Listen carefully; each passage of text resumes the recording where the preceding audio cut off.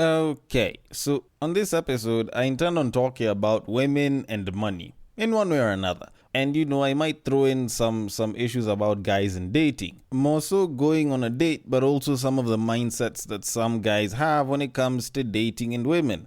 But before I can get into that, I need to first bring up a story that was pulled from the wonderful world of OnlyFans. Not necessarily the model doing some wild shit, but one of the model's fans who spent a whopping $90,000 approximately on her, and that's not even the worst thing that he's done. The royal penis is clean, Your Highness. So, the rapper, songwriter, and very recent OnlyFans model known as Ruby Rose recently bumped into her number one paying OnlyFans fan while she was out and about. Now, the guy over the course of a month had actually blown about $62,000 on her by the time that he was meeting up with her. Now, of course, the guy, decided to meet up with her. He was a massive fan, blah, blah, took a selfie with her and everything. But on top of spending so much money on her, he also revealed that he had a tattoo of her face on his body, which is absolutely wild because I don't even think people today do that for their girlfriends. All right? Like, first of all, let's just look at 90,000 US for a little bit. Now, for those of y'all who might be in Kenya and don't entirely fathom how much 90,000 bob is, that's somewhere in the region of, if you're using our current exchange rate at this time, is about 14.4 million. With 14.4 million, you can probably get yourself a 2 to 3 bedroom apartment in Kilimani or Kileleshwa, and it'll be one of the luxurious ones. You can probably, if you search hard enough, find yourself a small townhouse in Syokimau or Rongai or Mlolongo for roughly about that amount, maybe if it's not fully completed. Like, this guy spent that entire amount, the cost of a new Range Rover, on this woman, and he still didn't get no pussy. All he has is a selfie and maybe a bunch of custom videos that he managed to watch on OnlyFans. Like, you kind of have to ask yourself if people are going a little bit wild these days, because normally whenever people spend this much on software, no pun intended, usually they expect something that comes with improvements, stuff like incremental upgrades, stuff like, access to new and interesting features. But when you look at the human body, there's only so much that you can show someone. There's only so many angles that you can take of a nice piece of ass and maybe a little bit of pussy here and there. Fine, maybe you can throw in a couple of stockings and maybe try exercise with a few dildos, but how much more can you really show someone that they will end up paying $62,000 in 1 month, $90,000 in current spend, and on top of that have a tattoo of your face on them?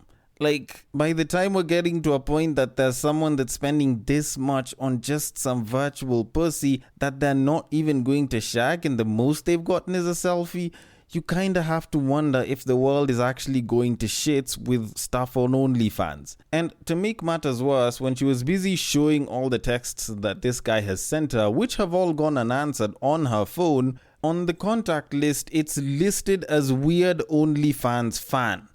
Like, you spend that much money just to be called a weird OnlyFans fan. Like, that shit is just wild.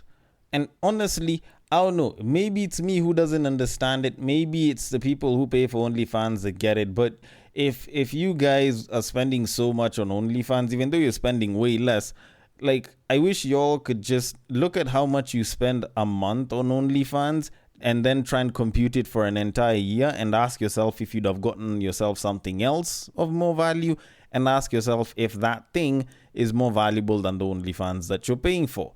If the answer that you get is, I prefer the OnlyFans, then you can continue with that. But for the most part, I tend to think that you can get things that are of way more value.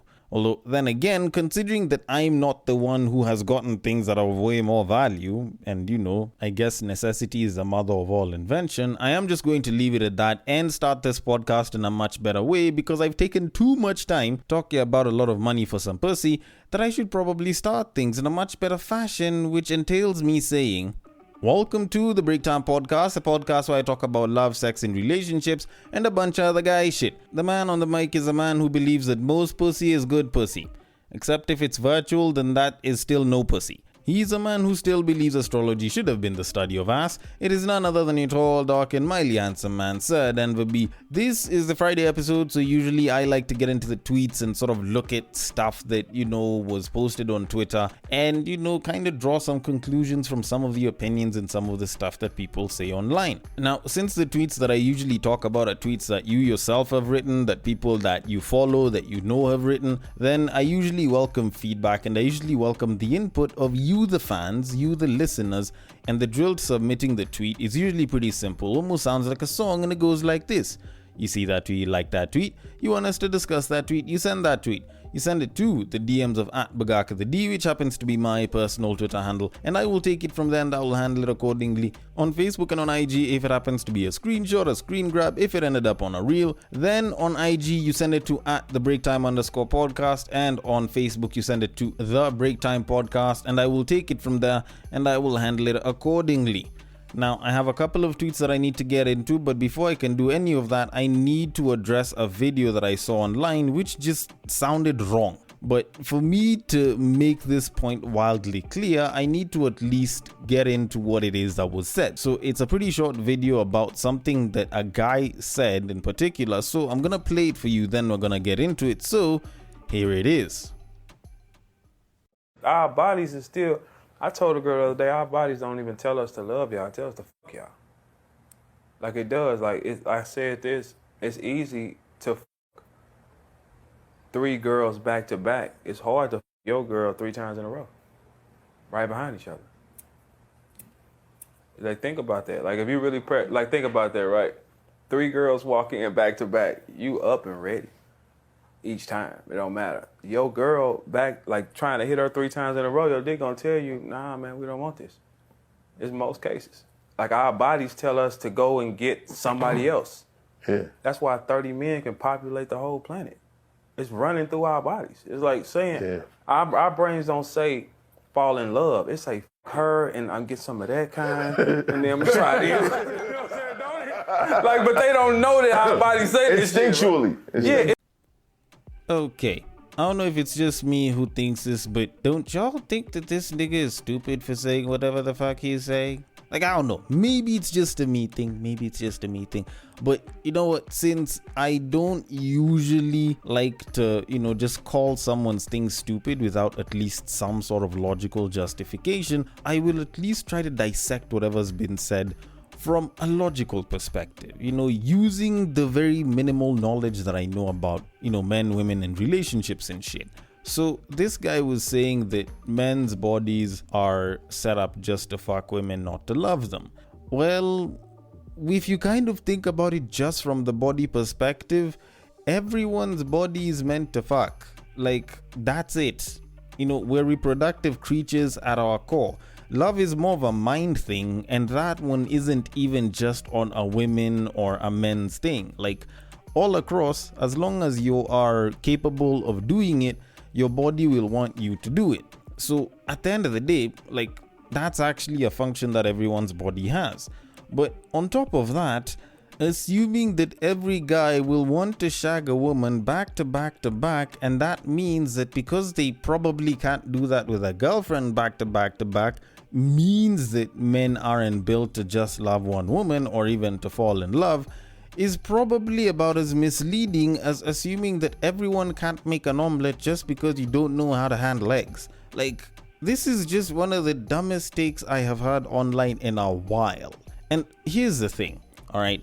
This guy is mixing up sexual variety with the idea of love, which especially for men does not really intertwine like that. And just so a lot of people actually know, especially if they don't really know this, a lot of guys can bang their one individual girlfriend or just one person back to back to back. It's not like, after you've gone 1-2 rounds, you'll be unable to do it. There's a lot of guys who can do that. It mostly depends on your refractory period, which is that period of time between, you nutting and you getting it back up again. Now, your refractory period can be positively affected if there's a bit more novelty. So for example, if you bang a chick right now and then you meet up with another one in a couple of minutes, you'll be good to go. But if that novelty wears off, it's not like it'll be all that great either, because especially for guys that kind of get to a point where the novelty wears off, like, pussy is just pussy. So yes, maybe you can enjoy banging some different pussy here and there, but at the end of the day, it's just pussy. Men will have a desire for sexual variety. That's sort of built into us as guys, and that one, we know for a fact. But at the end of the day, if we all sort of went in for, what exactly we were built for and our natural biology and shit, there's a massive chunk of us guys that would never ever get women. Because a lot of women are drawn to men with the most resources, which is sort of a biological inkling that, women have had since time immemorial. So you're telling me that now, because you suddenly think you have all of this dick, that a woman will pay attention to you instead of being one of the 500 wives of Jeff Bezos and the other 400 of Elon Musk and the other 250 of Bill Gates?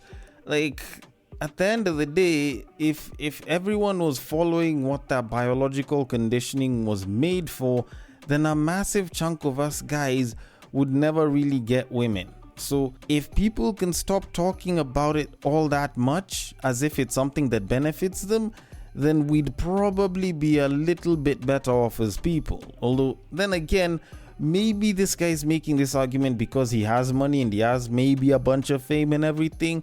But that doesn't necessarily mean that he's entirely correct. Either way, I might be wrong about this, but I am going to leave it at that and get to the tweet. So, on to our very first tweet of this episode, and it is a statement that a woman wrote, and she said, and I quote, "Women have never been valued for how much money they have, so it's pointless to try and broke shame them. They are wired to take, not to give. The same way, you can't hoe shame a man because that's not where his value is. It's in his resources and status. You'll never be able to change that fact." End quote. Okay, so what she's saying isn't wrong, but it's not entirely correct either. Can you broke shame a woman? Yes, but it won't really do much damage. But can you say that women have never been valued for how much money they have? I'd argue that that's not entirely correct. Can you say that you can't hoe shame a man? I don't think that's entirely correct, but can you say that there's no value in a man and the number of women that he slept with, or lack thereof? Also not exactly true.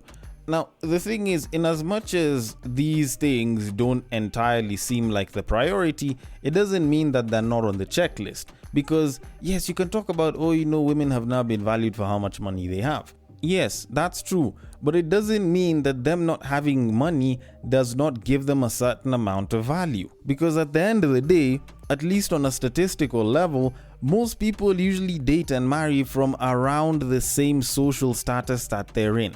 Like, if you actually look at it from that basis, then yes, you as a woman having money puts you in a better position to marry someone who has more money, if not roughly about the same. It's a pretty big part of the reason why the whole Prince Charming fantasy doesn't usually happen in real life.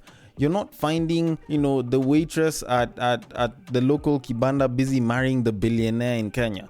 You don't hear that shit happen. You will find top tier celebrity actors are marrying other top tier celebrity actors or musicians or something of that sort. You're finding rich people marrying rich people, middle class and middle class, poor people and poor people. So to put yourself in the most optimal position as a woman that you'd get yourself a guy with a lot of means, you yourself have to have some means of your own. Like, let's just put it as it is. So to say that, women have never been valued for how much money they have, yes, we will not value a woman and look at the checklist as, oh, I want a woman who has money and shit, but it doesn't mean that them not having money isn't important. And this explanation also works when you talk about men and hoe shaming and, the whole idea of the body count. Because, this woman has claimed that, you can't hoe shame a man, which is true. But it doesn't mean that men sleeping around with a lot of women isn't something that can actually come up as a flag of some sorts. Because at the end of the day, you banging a lot of babes as a guy may not look like it's a bad thing, but when your reputation goes around that you're always just chasing tail, or, you're a guy that fucks around a lot, then it can actually decrease some of your prospects by quite a bit, because while it can look good for you as a guy and it can look good to the boys, to a lot of women nowadays, hell, even before nowadays, just the fact that you sleep around with a shit ton of women will kind of make it seem as though you're either really good at short term and you're not good at long term, or you are not someone that is willing to settle down, or you're just going to start fucking around the moment you get into a relationship, or even before you get into a relationship as you guys are getting to know each other. And even though you claim that you love this babe with all of your heart, how sure is she that you won't just start fucking around the moment the novelty of being with her goes away? Like, she isn't sure of that shit. You probably aren't even sure of that shit. So it becomes harder for her to say yes simply because you are known for chasing ass all the time. So all this to say, just because it's not a priority doesn't mean that it doesn't carry value. Whatever it is that you're doing carries value. It might carry a little bit more value for some people as opposed to others, and depending on your gender, it'll be lined up a little bit differently on the list towards going to be the priority. But all in all, I might be wrong about this shit. Either way, I am going to leave it at that and move it on to the next tweet, which says, and I quote, "There was a time I took a babe to the club and she ordered a black label and some shisha. When it got to 3 a.m., around the time when the alcohol was getting finished, she tells me, and I quote, 'I have some bad news. Imagine my boyfriend just showed up,' end quote. So I tell her that we might as well just go home. So she tells me, and I quote, 'He's already seen me and I need to chill with him so that he doesn't think that I'll cheat,' end quote. And what hurt me the most is the fact that this guy just came and sat opposite my table. The remaining part of the night, they were just chilling together, grinding on each other, while I was just seated there trying to finish my drink from the glass. The guys on the table next to me were busy looking at me and they were asking me, 'Yo, how comes your babe has left you and has just gone to be with that guy?' And this was on our first date. Nowadays, the first date is usually at my place. I don't overinvest." End quote. Okay, before I say anything, this was a direct translation from someone who was busy speaking English and Sheng, which I just had to do for people who may not understand Swahili or Sheng. So if you feel like some things sound a little bit jumbled up, that's probably why. Now, first of all, I feel like I need to say this, not just for the sake of the women, but also for the sake of the Kenyan men that are here, because this is something that I feel more and more of us Kenyan men need to hear, need to repeat, and need to internalize. Alright, so I'm just gonna say it like this. A club is not a first date location. Repeat it with me, man. A club is not a first date location.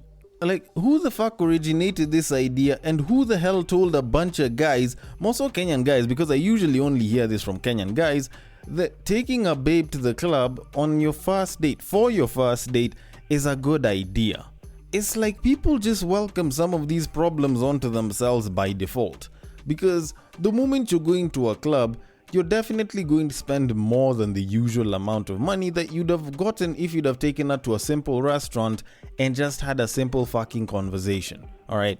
Yes, I know there's someone from Kenyan Twitter and it was a babe who came out and she was busy talking about, "Oh, if you take me for a coffee date as the first date, then I won't take you seriously. How the hell am I supposed to take you seriously when we're just having a conversation over some hot water?"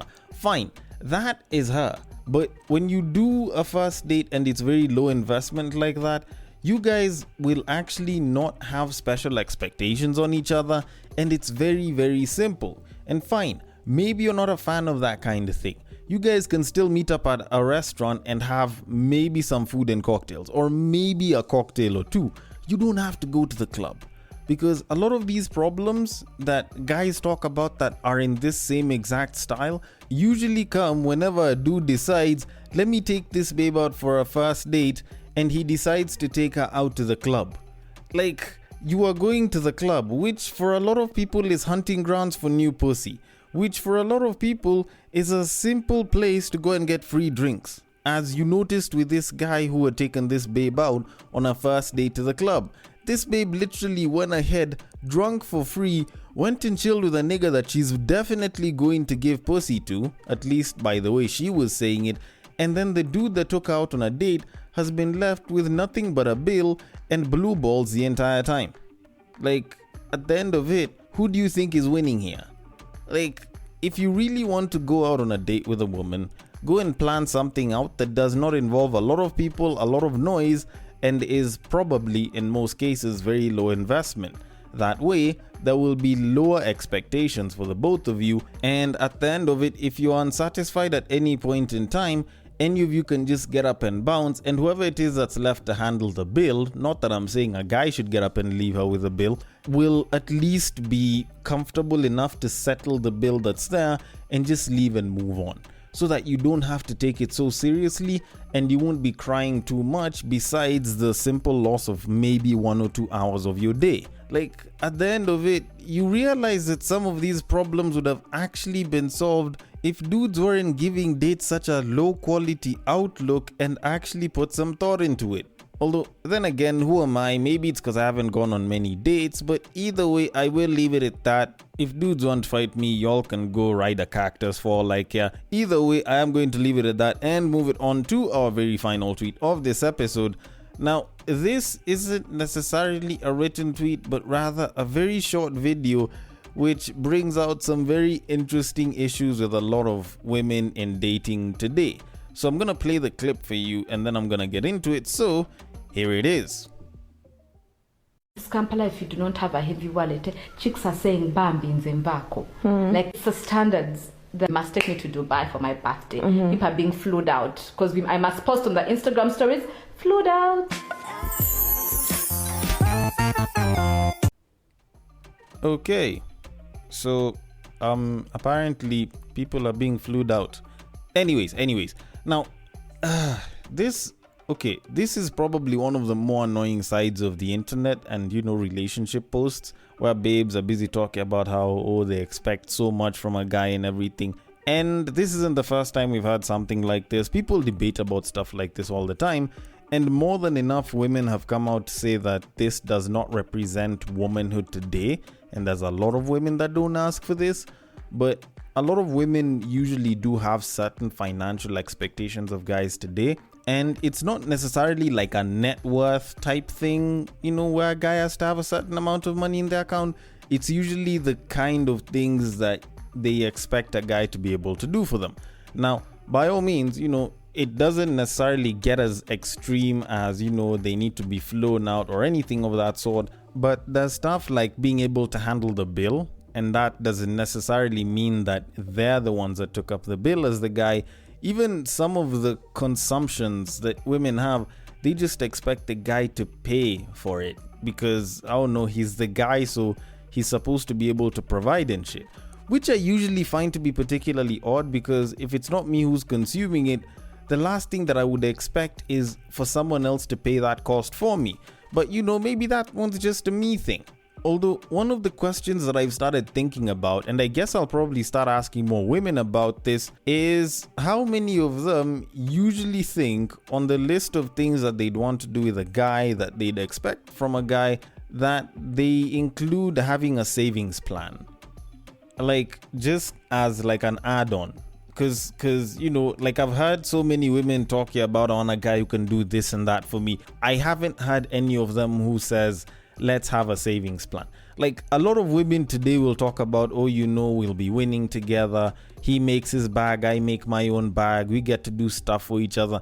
But I've never really had any of them talking about, I want someone that I'd be happy having a savings plan with. And you can probably write it off as, who the hell wants to have a fantasy about having a savings plan? That's boring and shit. And you'd be right for saying that. It's just that when you kind of think about it, that's the kind of boring shit that keeps good relationships as good relationships. Because when you look at some of our parents who've, managed to stay in relationships for like 30, 40, 50, 60 years, even longer, you find that a lot of them, like, they came together when they didn't really have much, but, they saved up together, they got a mortgage. When any one of them's income, got a little bit higher, they'd probably chip in a little bit to the mortgage. Even though the man was probably handling the bulk of the bills, the wife would handle some of the smaller bills, get the kids something nice, make sure that there was some sort of financial balance here and there. And at the end of it, they'd clear up a mortgage, they'd have 1-2 cars, and they'd have a pretty happy life, But you're looking at people nowadays who are talking about getting the bag together. How many of them are lasting beyond 10 years? And you can blame a bunch of other things. It's not usually just the money, blah blah, infidelity, blah blah. But you kind of have to wonder, the people who are contributing equally, a lot of them tend to stay in those relationships for a particularly long time. And when you kind of think about it, I think most people haven't ever thought of the whole let's have a savings plan together, because there's not a lot of people today that actually do any savings. Like, real talk. Most people are living paycheck to paycheck and or beyond their means. And for the most part, the concept of them saving something small for themselves, which they can possibly reap on later, is something that I can't say is unheard of, but is something that they don't even fathom doing, because they just wish that they could get more money so they wouldn't live in the whole paycheck to paycheck lifestyle, which even though they got more money, they'd still be living in. So a lot of the women who may be living paycheck to paycheck will talk about how they want a guy with means, they want a guy who can do blah blah blah, and they know very well the moment they get into a relationship like that, they can now pull the whole his money is ours, my money is mine, and hold up some of their own money. And a lot of the guys are going to be thinking, you know what, I need to stack up more cash so that, I can take care of a certain kind of babe, or, I can afford to be with a certain kind of babe. And then suddenly you make that money, you get this babe, you feel like it's not enough because she's probably not worth it. And considering that there's way more babes that want you now, all of a sudden you're like, you know what? I have the bank, I can probably manage this shit. Then all of a sudden there's infidelity, there's complaining, he was a piece of shit, she wasn't this, he wasn't that. And all of a sudden stuff doesn't last too long. Or maybe I might be wrong about this shit. Either way, all I'm trying to say is maybe you guys should stop trying to look at how someone is spending money on you and look at how someone could save money with you, and probably y'all would probably have much better lasting relationships. But then again, like I said, I could be wrong about this shit, so I want your thoughts on it. On Twitter, it is at BagakaTheD. On Facebook, it is at The Breaktime Podcast. And on IG, it is at The Breaktime_podcast. Thank you so much for listening all the way till the end, and I will catch you guys on the next break. But what I believe is that if you put a pastor and a prostitute in one room, one is likely to convert the other.